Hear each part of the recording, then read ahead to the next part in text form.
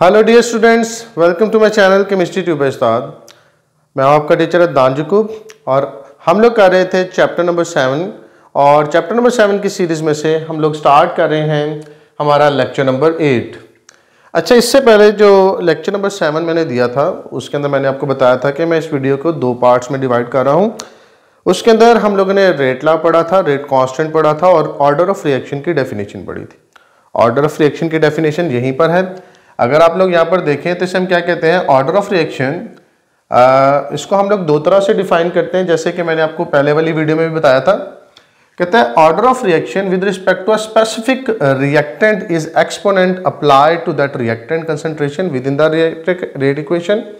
और उसके बाद कहते हैं overall order of reaction is the sum of exponents of all the reactant concentration in rate law expression. अगर हम लोग यहाँ पर गौर करें तो हमारे पास ये एक रेट लॉ है और रेट लॉ के अंदर ये मैंने आपको बताया था विद रिस्पेक्ट टू सिर्फ एक रिएक्टेंट के भी ऑर्डर निकाला जा सकता है और सारे के सारे रिएक्शन का अगर हम लोग ऑर्डर निकालना चाहते हैं तो हम सारे के सारे एक्सपोनेंट्स का क्या लेते हैं, सम ले लेते हैं। तो with respect to reactant A इसका ऑर्डर x है, with respect to reactant B इसका ऑर्डर क्या था, y था और ओवरऑल ऑर्डर इसका x प्लस वाई है। तो यहाँ पर हम लोगों ने इसकी एक एग्जांपल भी देखी। तो अब हम लोग इसी ऑर्डर ऑफ रिएक्शन की क्या करने जा रहे हैं, टाइप्स करने जा रहे हैं। हमें पता है ऑर्डर ऑफ रिएक्शन क्या होता है। ऑर्डर ऑफ रिएक्शन हमारे पास या तो एक सिंगल रिएक्टेंट के कोफिशिएंट को कहते हैं या फिर हमारे पास इन कोफिशिएंट्स के सम को, जो कि ओवरऑल सम होता है, उसे हम ऑर्डर ऑफ रिएक्शन कहते हैं। तो टाइप्स किस बेस पे की जाती हैं, कहता है कि केमिकल रिएक्शन जो होते हैं ना उनको क्लासिफाई किया जाता है on the basis of overall order of reaction. हमारे पास जो रिएक्शन की टाइप्स हैं उनको हम लोग क्लासिफाई कर रहे हैं उनको ओवरऑल ऑर्डर की बेस पे। तो हम लोग ओवरऑल ऑर्डर कैसे निकालेंगे, ओवरऑल ऑर्डर हम लोगों के पास जो भी हमारे एक्सपोनेंट्स होंगे उनके सम को हम लोग निकालेंगे और उससे जो ऑर्डर निकलेगा वो हमारा ओवरऑल ऑर्डर है। और मैंने आप लोगों को एक और चीज़ बताई थी कि जो हमारे पास ऑर्डर ऑफ रिएक्शन है ये एक एक्सपेरिमेंटली डिटरमाइंड वैल्यू है। तो ज़रूरी नहीं है कि जो स्टोकेमेट्री के मुताबिक हमारी इक्वेशन के मुताबिक यहाँ पर जो वैल्यूज़ होंगी वही करेक्ट हो सकता है एक्सपेरिमेंट में हमारे पास वैल्यूज़ कुछ और निकल आए, हमारा ऑर्डर चेंज हो जाए जो कि इक्वेशन के मुताबिक ना हो। जैसे कि हमारे पास इनकी टाइप्स में से, ऑर्डर ऑफ रिएक्शन की टाइप में से पहली टाइप आ रही है जीरो ऑर्डर रिएक्शन। इसके अंदर लिखा हुआ है the rate of zero order reaction is independent of the concentration of reactant. मतलब जीरो ऑर्डर जो है ना, इसके अंदर रिएक्टेंट की कंसंट्रेशन के ऊपर हमारा रेट डिपेंड ही नहीं करता।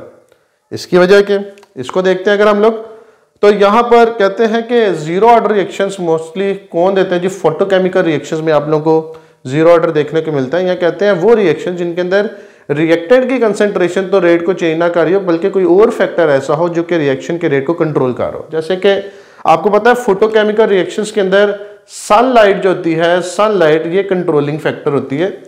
और इसी तरह एक और एग्जांपल यहाँ पर दी है, decomposition of ammonia on hot platinum surface. तो यहाँ पे जो प्लैटिनम सरफेस है इसकी जो आप कह सकते हैं सरफेस एरिया जो है ये कंट्रोल कर रहा है कि हमारे पास रिएक्शन का रेट क्या होगा, ज़्यादा होगा या कम होगा। तो यहाँ पर अगर हम लोग देखें तो यहाँ पर प्लैटिनम को यूज़ किया जा रहा है एज अ कैटलिस्ट, जिसके सरफेस एरिया ने डिसाइड करना है कि हमारे पास रिएक्शन का रेट ज़्यादा होगा या कम होगा। वैसे हमारे रिएक्टेंट्स की कंसंट्रेशन पे यहाँ पर रेट डिपेंड नहीं कर रहा। अगर हम इन रिएक्टेंट्स को देखें तो इसके साथ पावर 1 और सॉरी पावर क्या हूँ, जो कॉफिशिएंट है 1 है, इधर भी 1 है, तो इधर तो 1 आना चाहिए था, यहाँ पे भी 1 आना चाहिए था। और ओवरऑल ऑर्डर ऑफ रिएक्शन क्या निकलना चाहिए था, सेकंड ऑर्डर। पर हमें पता है कि ये वाले जो वैल्यूज़ हैं, जो इनके कॉफिशिएंट की वैल्यू है, ये एक्सपेरिमेंटली डिटरमाइंड वैल्यूज़ हैं। और जब एक्सपेरिमेंट्स किए गए तो हमें पता चला कि यहाँ पर वैल्यूज़ क्या आती हैं, 0। तो जिसकी वजह से हमें पता चला कि ये जो हमारे पास रिएक्शन है ये एक जीरो ऑर्डर रिएक्शन। आपको पता है जब भी किसी चीज़ की पावर 0 हो जाती है तो पीछे जो भी नीचे इसके अमाउंट होती है वो इक्वल टू 1 हो जाती है। तो यहाँ पे भी 1 आ जाएगा, यहाँ पे भी 1 आ जाएगा, तो 1 इंटू 1 1, 1 इंटू के, तो हमारे पास यहाँ पर रेट इज इक्वल टू के आ जाएगा। तो इसका मतलब है हमारे पास जो रेट है वो यहाँ पर रिएक्टेंट की कंसंट्रेशन के ऊपर डिपेंड ही नहीं कर रहा। तो इसलिए कहते हैं the rate of zero order reaction is independent of the concentration of reactants. अब आते हैं यहाँ पर decomposition of ammonia on hot platinum surface के ऊपर। तो यहाँ पर भी अगर देखा जाए तो अमोनिया जो है उसके यहाँ पर 2 मोल्स हैं तो उसकी पावर तो यहाँ पे 2 आनी चाहिए, और जो 2 यहाँ पर पावर आई है वही इसका क्या होना चाहिए था, ऑर्डर ऑफ रिएक्शन। पर आप लोगों को पता है कि यहाँ पर हमारा जीरो ऑर्डर रिएक्शन है, और जीरो ऑर्डर रिएक्शन में रिएक्टेंट की कंसंट्रेशन के ऊपर हमारा रेट डिपेंड नहीं करता, और ये एक एक्सपेरिमेंटली डिटरमाइंड वैल्यू होती है। और जब एक्सपेरिमेंट्स किए गए तो उसमें ये जो वैल्यू आई यहाँ पर क्या आती है, 0, जिससे हमें पता चला ये भी एक जीरो ऑर्डर रिएक्शन है। अमोनिया की कंसंट्रेशन के चेंज होने से, कम या ज्यादा होने से हमारे रिएक्शन के रेट के ऊपर कोई फर्क नहीं पड़ेगा। तो ये थी जी हमारे पास जीरो ऑर्डर रिएक्शन, जो कि पहली टाइप है टाइप्स ऑफ रिएक्शन ऑर्डर के अंदर। अब हम इसकी नेक्स्ट टाइप जो कि फर्स्ट ऑर्डर रिएक्शन है उसे देखने जा रहे हैं। तो हमारे पास आ रहा है फर्स्ट ऑर्डर रिएक्शन। पहले सबसे फर्स्ट ऑर्डर रिएक्शन के अंदर हम अगर देखें तो हमारे पास इसकी डेफिनेशन है, कहता है the reaction for which sum of the exponents of the concentration in rate equation is 1। अगर आप लोग यहाँ पर इस डेफिनेशन को देखें तो इसे मैथमेटिकल फॉर्म में जनरली इस तरह लिखा जाता है कि हमारे पास अगर एक रेट इक्वेशन है और उसके अंदर कंसंट्रेशन ऑफ रिएक्टेंट की पावर 1 है तो ये फर्स्ट ऑर्डर रिएक्शन कहलाएगा। इसी तरह अगर हम लोग आगे चलें तो हमारे पास इसकी एग्जाम्पल आ रही है, जिसमें नाइट्रोजन पेंटॉक्साइड रिएक्ट कर रहा है, यानी कि डीकम्पोज हो रहा है और बना रहा है डायनाइट्रोजन टेट्राऑक्साइड और साथ में ऑक्सीजन।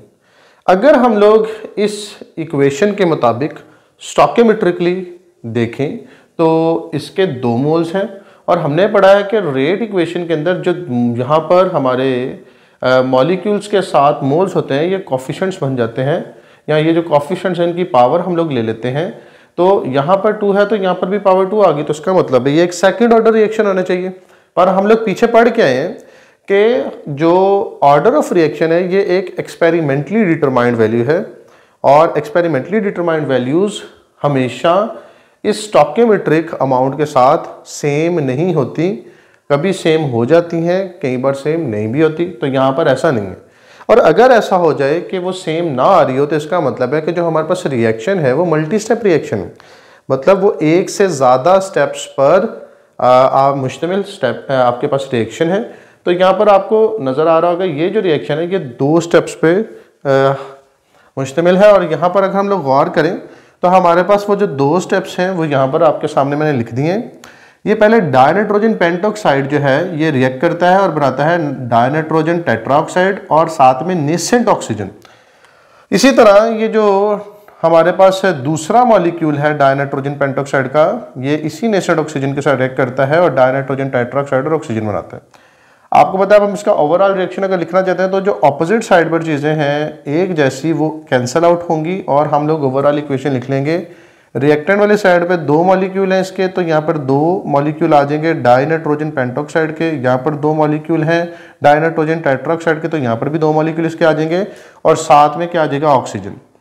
अगर आप लोग यहाँ पर देखें तो जो ऑक्सीजन सेंटर में बना है और कैंसिल हो गया, इसे हम कहते हैं ये रिएक्शन इंटरमीडिएट है। ये हमारे पास रिएक्शन का क्या है, रिएक्शन इंटरमीडिएट। अगर हम लोग देखें तो रिएक्शन इंटरमीडिएट जो है वो रिएक्शन के अंदर कुछ टाइम के लिए बनता है और फिर ख़त्म हो जाता है। आगे हम लोगों ने रिएक्शन मैकेनिज्म का टॉपिक पढ़ना है जो हमारा लास्ट लेक्चर होगा, उसके अंदर अगर आप लोग गौर करेंगे तो रिएक्शन इंटरमीडिएट आपको एक्सप्लेन किया जाएगा कि ऐसी स्पीशीज जो कि रिएक्शन में कुछ देर के लिए बने और फिर यूज़ हो जाए, उसे कहते हैं रिएक्शन इंटरमीडिएट। अच्छा, अब एक बात याद रखिएगा, हमारे पास जितने भी स्टेप्स होते हैं इनको हम एलिमेंट्री स्टेप्स कहते हैं, और इन एलिमेंट्री स्टेप्स में से कोई एक ऐसा स्टेप होता है जो स्लो स्टेप होता है, जैसे कि यहाँ पर आपको फर्स्ट स्टेप नज़र आ रहा है, और हमारे पास जो हमारा रेट है उस स्लो स्टेप के ऊपर डिपेंड करता है, मतलब हम उसी को देख के हमारी रेट इक्वेशन लिखते हैं। तो अगर हम इसकी इक्वेशन लिखें तो ये N2O5 और इसके साथ 1 है, तो इसकी मतलब है कि जी इसकी पावर 1 होगी। तो यहाँ पर आपके पास ऑर्डर ऑफ रिएक्शन असल में ये है, ये एक फर्स्ट ऑर्डर रिएक्शन है, और जो इक्वेशन यहाँ पर निकली थी ये गलत थी, इसे हम क्रॉस कर देते। तो हमें यहाँ पर फर्स्ट ऑर्डर रिएक्शन देखा, और फर्स्ट ऑर्डर रिएक्शन के बाद हम लोग अब दूसरी टाइप पर आ रहे हैं जो क्या है सेकंड ऑर्डर रिएक्शन। जैसे कि आप लोगों ने फर्स्ट ऑर्डर में देखा, यहाँ पर भी क्या जाता है, the reaction for which the sum of the exponents of the concentration in rate equation is 2। अगर हम लोग देखें तो इसकी 2 रिप्रेजेंटेशन है, मतलब 2 तरह से हमारे पास सेकंड ऑर्डर रिएक्शन हो सकते हैं। अगर तो आपके पास एक ही रिएक्टेंट है और उसके 2 मोल्स हैं तो उसकी पावर 2 आ जाएगी, तो सेकंड ऑर्डर रिएक्शन होगा। हाँ, अगर आपके पास एक रिएक्शन के अंदर 2 रिएक्टेंट्स हैं और उन दोनों के साथ 1 मोल है तो इनकी पावर 1 आ जाएगी और 1 + 1 ओवरऑल ऑर्डर इनका सेकंड ऑर्डर आएगा। या तो एक ही रिएक्टेंट के लिहाज से सेकंड ऑर्डर होगा या आपके पास 2 डिफरेंट रिएक्टेंट के लिहाज से ओवरऑल ऑर्डर सेकंड आएगा, तो हम इसे सेकंड ऑर्डर रिएक्शन बोलेंगे। अच्छा, अब यहाँ पर हमारे पास जो एग्जाम्पल है इसके अंदर अगर आप देखें तो 1 मोल ऑफ नाइट्रिक ऑक्साइड है, 1 मोल ऑफ ओजोन है, रिएक्ट करके नाइट्रोजन डाइऑक्साइड और ऑक्सीजन बना रहे हैं। क्या हमें यहाँ पर भी दोबारा से मैकेनिज्म ऑफ रिएक्शन को स्टडी करना पड़ेगा? नहीं। यहाँ पर अगर आप गौर करें तो हमारे पास जो ऑर्डर ऑफ रिएक्शन है वही स्टोइकियोमेट्रिक अमाउंट्स हैं। अगर ऐसा हो तो हमें उसके मैकेनिज्म को स्टडी करना नहीं पड़ता। तो अभी हम लोग यहाँ पर इसको देखकर अगर ऑर्डर निकालें तो ये 1 + 1 किसके इक्वल आएगा? सेकंड ऑर्डर के। तो ये रेट इक्वेशन जो मैंने यहाँ पर लिखी हुई है ये बिल्कुल ठीक है और ये बता रही है कि ये रिएक्शन एक सेकंड ऑर्डर रिएक्शन है। अब आ जाते हैं आगे नेक्स्ट टाइप के ऊपर जो कि है third order reaction. Third order reaction के अंदर कहता है the reaction for which the sum of the exponents of the concentration in rate equation is equal to 3। अगर आपके पास आपकी रेट इक्वेशन के अंदर जो आपके रिएक्टेंट की कंसंट्रेशन की पावर्स हैं यानी कि एक्सपोनेंट्स हैं वो 3 के इक्वल हैं तो ऑर्डर थर्ड ऑर्डर कहलाएगा। तो अब हमारे पास देखें तो इसको भी रिप्रेजेंट करने के 3 तरीके हैं। अगर आप यहाँ पर देखें तो पहले क्या सिर्फ एक मॉलिक्यूल के लिहाज से, फिर 2 मॉलिक्यूल्स के लिहाज से, अगर आपके पास 3 मॉलिक्यूल है तो उसके लिहाज से भी आपके पास यहाँ पर रिप्रेजेंटेशन है। एक मॉलिक्यूल है तो उसकी पावर 3 होगी, 2 मॉलिक्यूल है तो उनमें से कोई एक सेकंड ऑर्डर रखता होगा और एक फर्स्ट ऑर्डर रखता होगा। हाँ, अगर आपके पास 3 डिफरेंट मॉलिक्यूल्स हैं जो रिएक्टेंट के तौर पर एक्ट कर रहे हैं तो उनके 1 मोल होने चाहिए ताकि थर्ड ऑर्डर हो सके। अब हमारे पास यहाँ पर इसकी पहली एग्जाम्पल अगर हम देखें तो उसमें नाइट्रिक ऑक्साइड का रिएक्शन है ऑक्सीजन के साथ और हमारे पास क्या बन रहा है? Nitrogen dioxide. आप अगर यहाँ पर गौर करें तो इसकी जो स्टोइकियोमेट्रिक अमाउंट है और जो इसकी रेट इक्वेशन है उसमें वैल्यूज एक दूसरे के बराबर हैं। तो यहाँ पर जब मैं ऑर्डर निकालता हूँ तो 2 + 1 किसके इक्वल आता है? ये आता है 3 के। तो ये एक थर्ड ऑर्डर रिएक्शन है और हम लोग जानते हैं कि हम थर्ड ऑर्डर ही पढ़ रहे हैं तो हमें इसके भी मैकेनिज्म को स्टडी करने की ज़रूरत नहीं है। पर अगर आप लोग यहाँ पर देखें जो इससे नीचे सेकेंड हमारे पास एग्जाम्पल दी गई है, यहाँ पर हमारे पास फर्स्ट एग्जाम्पल थी और ये सेकंड एग्जाम्पल हमारी बुक के अंदर दी गई है जिसके अंदर हमारे पास एक इक्वेशन दी गई है जिसमें आयरन क्लोराइड या आप कह सकते हैं फेरिक क्लोराइड रिएक्ट कर रहा है किसके साथ? पोटाशियम आयोडाइड के साथ। और हमारे पास फेरस आयोडाइड, उसके बाद पोटाशियम आयोडाइड और साथ में आयोडीन फॉर्म कर रहे हैं। अगर इसको देखें तो 2 + 6 ये तो 8th ऑर्डर बनता है जो कि पॉसिबल ही नहीं है। तो इसका मतलब है इसकी रेट इक्वेशन गलत है। हमारी बुक के अंदर इसके स्टेप्स तो नहीं बताए गए पर इसकी रेट इक्वेशन जो ओरिजिनल है वो बता दी गई है। वो कहता है इसका जो स्लोएस्ट स्टेप है उसके अंदर FeCl3 के साथ 1 मोल है और पोटाशियम आयोडाइड के साथ 2 मोल्स हैं। और अगर हम इन दोनों को ऐड करें तो ये एक थर्ड ऑर्डर रिएक्शन बनता है।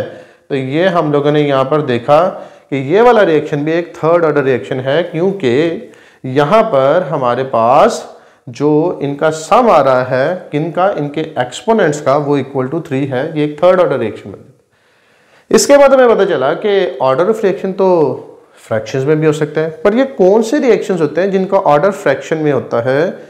याद रखिएगा ये हमारे पास मोस्टली फोटोकेमिकल रिएक्शंस होते हैं जिनका ऑर्डर फ्रैक्शंस में आ जाता है। जैसे कि यहाँ पर अगर आप लोग देखें तो क्लोरोफॉर्म और क्लोरीन आपस में रिएक्ट कर रहे हैं और बना रहे हैं कार्बन टेट्राक्लोराइड साथ में HCl। इनकी रेट इक्वेशन हमें बताई गई है जिसमें क्लोरोफॉर्म के साथ 1 है और क्लोरीन के ½ मोल्स हैं। अगर हम लोग यहाँ पर देखें इनके ऑर्डर को ऐड करें, मतलब विद रिस्पेक्ट टू क्लोरोफॉर्म इसका ऑर्डर 1 है और विद रिस्पेक्ट टू क्लोरीन इसका ऑर्डर ½ है, तो इन दोनों को ऐड करने पे हमारे पास आंसर आएगा 0.5 जो कि है फ्रैक्शंस में। तो कुछ जगह पर आप लोगों को ऑर्डर ऑफ रिएक्शन फ्रैक्शंस में भी देखने को मिलेगा। तो ये है हमारे पास ऑर्डर ऑफ रिएक्शन की टाइप्स जो हमारी बुक के अंदर बताई गई। अच्छा, इसके अलावा एक बात याद रखिएगा कि हमारे पास ऑर्डर ऑफ रिएक्शन की वैल्यू नेगेटिव भी हो सकती है। जैसे फर्स्ट ऑर्डर रिएक्शन है तो नेगेटिव फर्स्ट ऑर्डर रिएक्शन, तो इसका मतलब है कि हमारे पास ऑर्डर ऑफ रिएक्शन या ऑर्डर ऑफ रिएक्शन की वैल्यू नेगेटिव भी आ सकती है। इसके अलावा एक और टाइप होती है ऑर्डर ऑफ रिएक्शन की, जो हमारी प्रीवियस बुक में थी, उसे हम कहते हैं सूडो फर्स्ट ऑर्डर रिएक्शन। उसे हम क्या कहते हैं? Pseudo first order reaction. आपको पता है सूडो का मतलब होता है फॉल्स, मतलब देखने में आपको कोई और ऑर्डर लग रहा होगा पर असल में होगा वो फर्स्ट ऑर्डर। ऐसे रिएक्शन कौन से होते हैं? ये हाइड्रोलिटिक रिएक्शंस होते हैं। हमारी बुक के अंदर ये लिखा हुआ है, पर मैं आप लोगों को इनकी पहचान बता देता हूं कि अगर आपके पास कोई इक्वेशन आए और उसमें वो आपसे बोले कि आपके पास दो रिएक्टेंट्स हैं जिनमें से एक लार्ज एक्सेस में है, तो याद रखिएगा जो भी रिएक्टेंट आपके पास लार्ज एक्सेस में होगा उसके ऊपर आपके रिएक्शन का रेट डिपेंड नहीं करता। याद रखिएगा उसका रेट कांस्टेंट होगा, वहां पर उसके ऊपर रेट डिपेंड नहीं कर रहा होगा, तो ऑटोमेटिकली जो दूसरा रिएक्टेंट होगा उसके ऊपर आपका रिएक्शन का रेट क्या करेगा? डिपेंड करेगा। तो इस तरह हम उसको कहेंगे ये हमारे पास सूडो फर्स्ट ऑर्डर रिएक्शन है। मतलब अगर हमारे पास उस रिएक्टेंट की पावर 1 हुई तो कुछ ऑर्डर्स हमारे पास सूडो फॉर्म में भी आ जाते हैं, जैसे कि सूडो फर्स्ट ऑर्डर रिएक्शन। अब हम लोग आगे देखने जा रहे हैं रेट कांस्टेंट के यूनिट्स। डियर स्टूडेंट्स, हम लोग देखने जा रहे हैं यूनिट्स फॉर रेट कांस्टेंट के। याद रखिएगा जो हमारे पास हमारा रेट कांस्टेंट है जिसे हम के से डिनोट करते हैं, याद रखिएगा कि यूनिट ऑफ के जो है वो डिपेंड करते हैं ऑर्डर ऑफ रिएक्शन के ऊपर। तो हमारे पास जो यूनिट्स ऑफ के फॉर अ पार्टिकुलर रिएक्शन किसके ऊपर डिपेंड करते हैं? Depends on order of reaction. Order of reaction, जैसे ही ऑर्डर चेंज होगा तो यूनिट भी चेंज होते जाएंगे। तो सबसे पहले तो हम लोग जनरल इक्वेशन लिखते हैं। जनरल इक्वेशन क्या है हमारे पास? कहते हैं कि जी जो रेट ऑफ रिएक्शन है वो इक्वल होता है किसके जी? ये हमारा जो आपके पास कांस्टेंट था के, इसके इक्वल। साथ में मोलर कंसंट्रेशन किनकी होती है? रिएक्टेंट्स की। और इसके ऊपर हमारे पास जो आप कह सकते हैं कि कोफिशिएंट होता है वो असल में क्या होता है? उसका ऑर्डर होता है, तो हम उसे ऑर्डर से डिनोट कर देते हैं। ये हमारे पास एक जनरल इक्वेशन है। हमें इधर क्या चाहिए? हमें यहाँ पर चाहिए ये हमारा के। तो हम के को क्या करते हैं? एक साइड पे कर लेते हैं। तो ये हमारे पास के साइड पे हुआ, तो हमारे पास एक इक्वेशन बनेगी क्या जी? जिसके अंदर हम लोग अगर देखें तो रेट को डिवाइड करते हैं मोलर कंसंट्रेशन ऑफ रिएक्टेंट से, और मोलर कंसंट्रेशन ऑफ रिएक्टेंट की पावर थी n। अब हम लोग इनके यूनिट्स लिख लेते हैं। अगर आप लोग यहाँ पे गौर करें तो हमारे पास के यूनिट तो हमने निकालने हैं, रेट का यूनिट हम लोग पीछे पढ़ के आए हैं। वो क्या था जी? मोल पर डेसीमीटर क्यूब पर सेकंड, ऐसे ही है। उसके बाद हमारे पास जो मोलर कंसंट्रेशन ऑफ रिएक्टेंट्स हैं उनका यूनिट था मोल पर डेसीमीटर क्यूब, और इसकी पावर क्या बनेगी? n।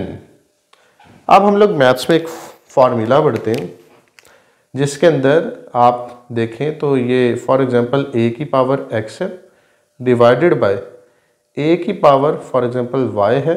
ये इक्वल टू किसके आएगा? ax माइनस y के।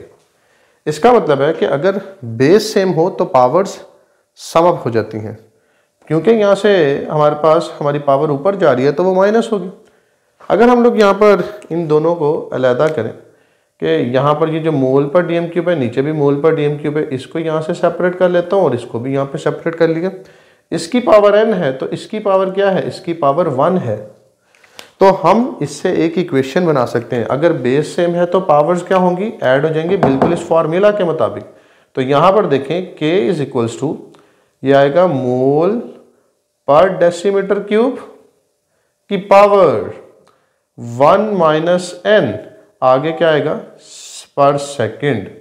तो ये हमारे पास जो वैल्यू आई है इसकी मदद से मैं सारे के सारे ऑर्डर्स की जो टाइप है उनके यूनिट्स निकाल सकता हूँ। तो पहले फर्स्ट ऑर्डर के लिए इसको यूज़ करेंगे। तो फर्स्ट ऑर्डर में ये हमारे पास क्या आएगा, K इज इक्वल टू मोल पर डेसीमीटर क्यूब की पावर 1 माइनस n पर सेकेंड। अगर n की वैल्यू क्या होगी 1 तो इसका मतलब है फर्स्ट ऑर्डर है, अगर n की वैल्यू 2 हुई तो सेकंड ऑर्डर है, अगर n की वैल्यू 3 हुई तो थर्ड ऑर्डर है, और अगर n की वैल्यू 0 हुई तो हमारे पास ये जीरो ऑर्डर रिएक्शन है। तो सब पुट करते हैं। तो यहाँ पर देखें K इज इक्वल टू मोल पर डेसीमीटर क्यूब, यहाँ पर आ जाएगा 1 माइनस 1 पर सेकेंड। 1 माइनस 1 क्या होता है, 0। 0 आपको पता है किसी के भी पावर में आ जाएगा तो नीचे वाली जितनी भी वैल्यू होती है वो क्या हो जाती है, 1। तो यहाँ पर हमारे पास K का जो यूनिट आएगा वो जस्ट आएगा पर सेकेंड। तो फर्स्ट ऑर्डर रिएक्शंस के लिए K का यूनिट होता है सिर्फ पर सेकेंड। अब आ जाते हैं सेकेंड ऑर्डर रिएक्शन के ऊपर। उसमें भी सेम आपके पास वही इक्वेशन है, मोल पर डेसीमीटर क्यूब की पावर 1 माइनस n पर सेकेंड।